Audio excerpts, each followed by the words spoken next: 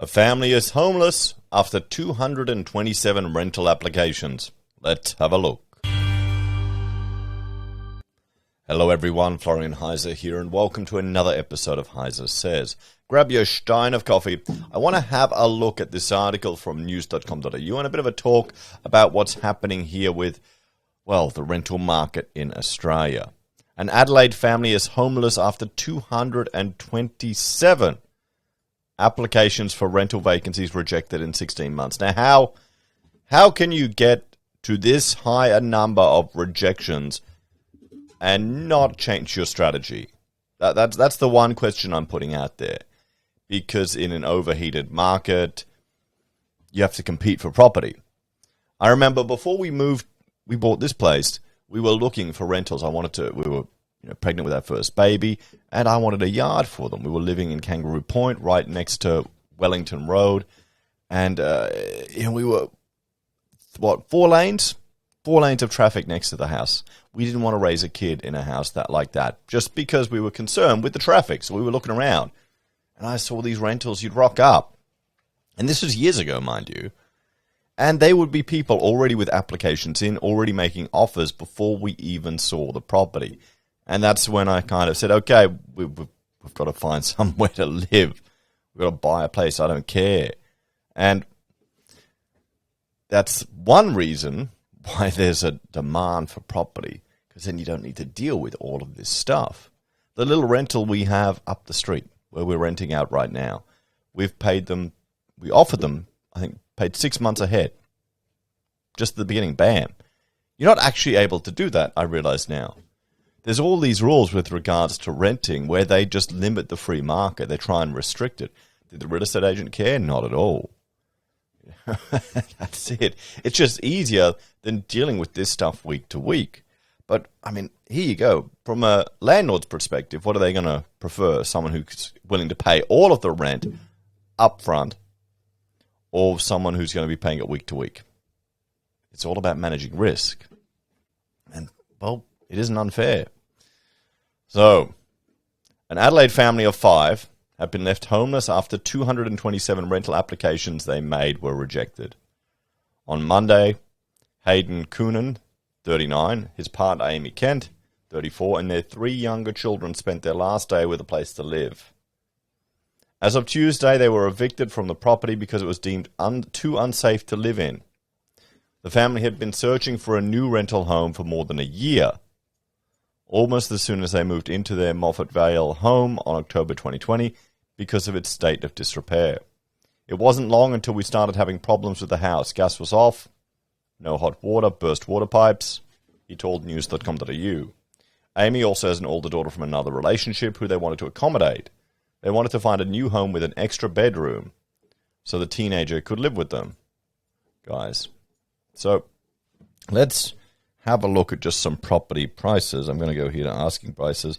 Let's check out Brisbane rents, everyone, and I'll bring that up. Can we see that there? There you go. We can see how Brisbane rents are climbing up. Guys, what are we now? 3-bedroom, $510. 510. We have a look at Melbourne. It's took a dip, particularly apartments and units. Remember that when all the international students were disappearing? But then it's still climbing, $538. And here, good old Sydney, $759 for a 3-bedroom house. So rents are going up all around the country. There's one actually I'll bring up here. Hang on, that's regional New South Wales. Let this just reload. This is Maramba. Yeah. This is house costs as well, weekly property asking prices in regional New South Wales. It's not rents, but do you think rents are going to be any cheaper out there too? People are getting... Are we getting gentrified out of our own country? Or this is what always happens when there's a property boom. So, despite having a dual income and a spotless rental record, the couple were knocked back a devastating 227 times over the last 18 months. We kept on looking, not getting anywhere. There's no rhyme or reason to the rejections, he added. You never anticipated taking this long. It just dragged on and on. They've run out of time and are now homeless. The distressed couple are facing having to sleep in their car with their 3 kids. They've also seriously considered buying a caravan, but they don't know of any caravan sites nearby. Now, here's the thing. Are they only looking in a particular area? I mean, if you failed over 200 times to find a place, you need to offer more money. You need to look somewhere else. You need to go further out. Their twins are age 6, and the eldest is 9. The youngest and eldest children have been diagnosed with autism spectrum disorder, making sleeping in a car or caravan even more difficult. In another blow, that's the thing, they could have the sensory issues with regards to autism. In another blow, the middle child has a degenerative physical disability, making it critical or crucial. She is kept comfortable and away from tricky movements such as stairs. A motel is another option, but it would leave them out of pocket. They plan to stay at Amy's mother's place for several days before they decide what to do. Well, this is a good thing. They've got family to take care of them. That's what you have to do. That's what we've done. We've had family who would have been homeless if we hadn't provided them somewhere to stay. It's what you do. It can be annoying and frustrating, but it's what you do. But not everyone has that situation or that advantage. We're there for now. It's a 3-bedroom house. There's 8 of us, Mr. Coonan said. 8 people are now squashed into the small house. Their family of 5, Amy's mother and her partner, as well as Amy's eldest daughter. We have myself, my wife, my sister-in-law, and then our 6 children in a tiny, tiny little 3-bedder that's part of a duplex with another house. Nothing wrong with it. Put 4 kids in a room, 2 bunk beds. It'll be fine. It'll be fine. I don't see the issue with that.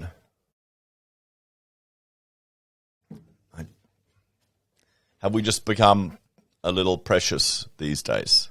That everyone needs to have their own room? I mean, that's something to consider. You know, is that a first world problem? Currently, the 3 younger children are sleeping in the dining room. The family are there illegally as they are not on the lease. Oh, well. The house is also an hour away from where they work. That's the issue. They're trying to move to where they're working. They may not be able to. Our commute. I mean, who hasn't done it? It's normal for people in Sydney. A lot of people do that. This is the thing. Remember, they're Adelaide. This isn't Adelaide, so an hour commute would be a bit of a culture shock for them. Although Mr. Coonan concedes that both their jobs have been impacted by the COVID-19 pandemic, they've always had plenty of income. He was at a house inspection recently and the realtor gave him and his partner glowing references, but they still missed out on landing the lease. They often find the rental properties they're missing out on went for as much as $150 more than the original price, and that's the problem. Everyone right there, that is the problem. And we'll have a look at Domain in a moment, and we'll look for some Adelaide properties to see what's going on. Because it's overheated.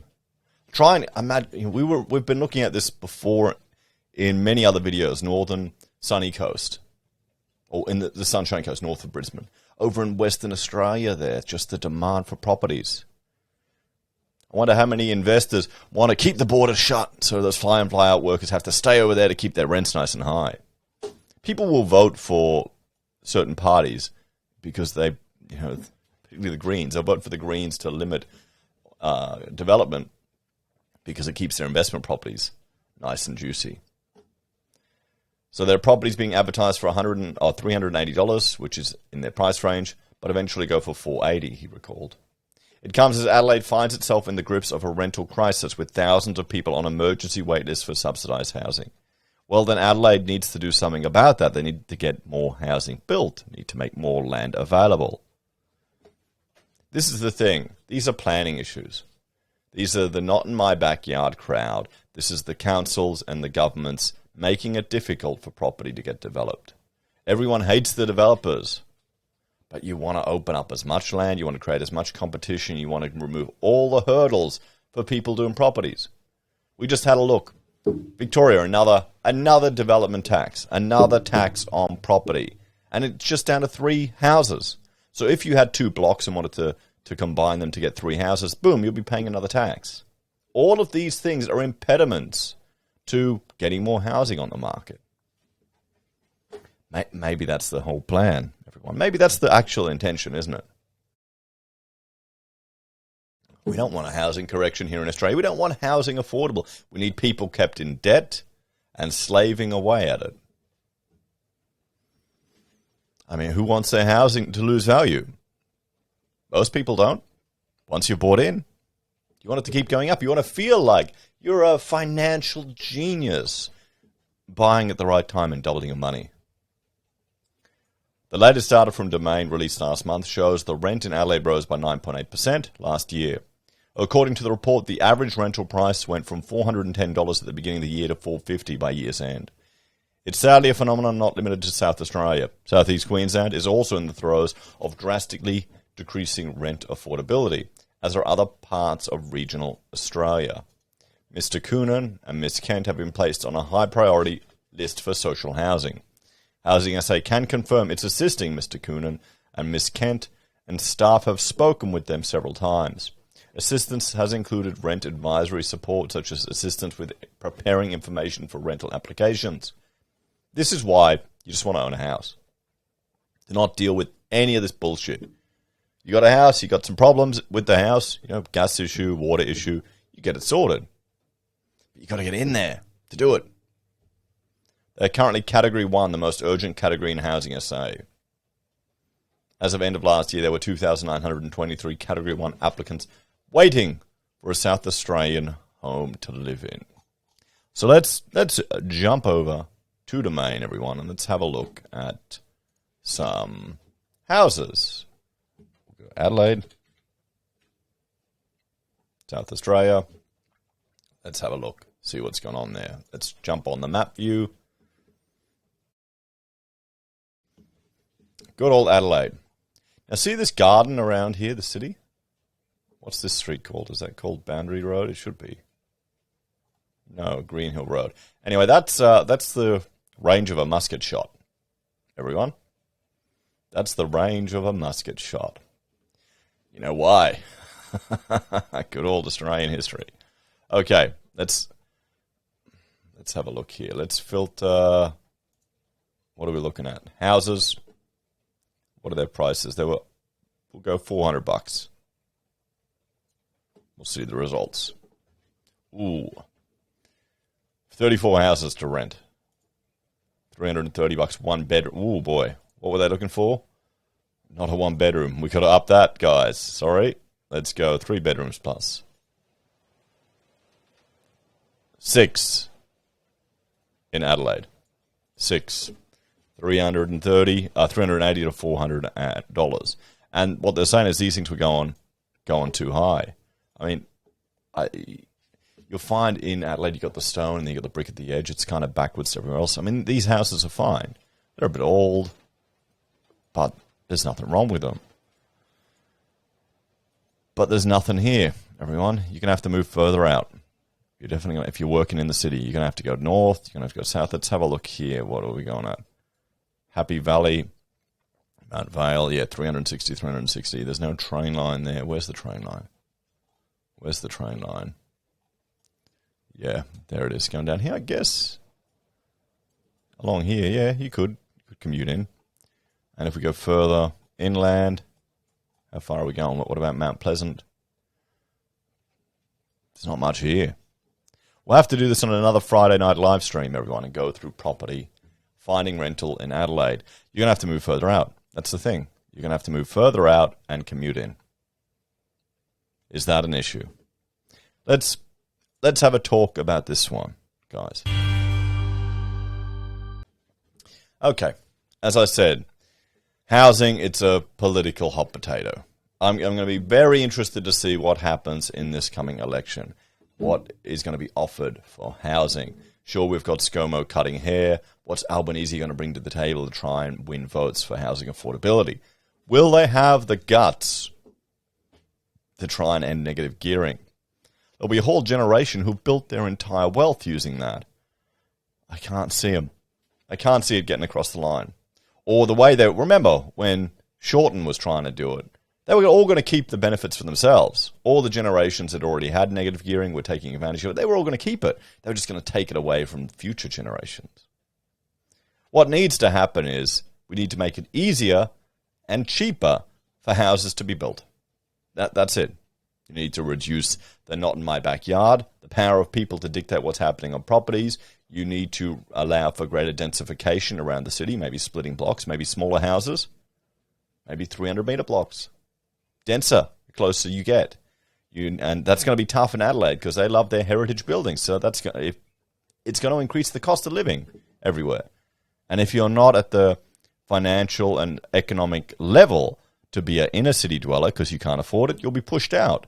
That's the price you pay for these market interventions. Another thing that isn't really discussed is the size of housing.